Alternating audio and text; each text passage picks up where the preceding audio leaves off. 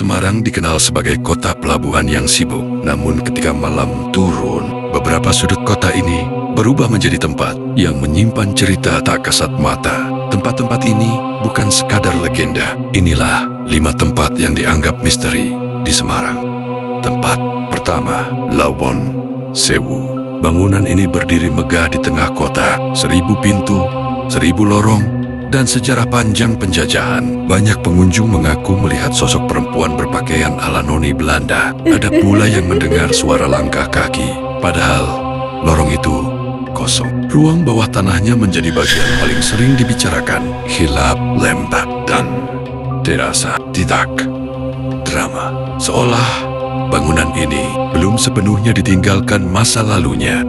Tempat kedua, Tanjakan Gombel. Jalan ini dikenal rawan kecelakaan, namun cerita yang beredar lebih dari sekadar tikungan tajam. Beberapa pengendara mengaku melihat sosok perempuan menggendong anak kecil di pinggir jalan saat malam hari. Ada pula cerita tentang suara tangisan yang tiba-tiba menghilang. Warga sekitar percaya tidak semua yang berdiri di tanjakan ini adalah manusia. Tempat ketiga, Wonderia, bekas taman hiburan. Dulu tempat ini penuh tawa dan musik. Kini terbengkalai dan sunyi. Setelah sebuah kecelakaan besar, Wonderia ditutup dan perlahan ditinggalkan. Beberapa orang yang melintas malam hari mengaku melihat bayangan bergerak di antara wahana tua. Suara tertawa anak-anak konon masih terdengar, padahal tidak ada lagi pengunjung. Kebahagiaan yang tertinggal berubah menjadi kesunyian yang menekan. Tempat keempat, Benteng Pendem Ambarawa.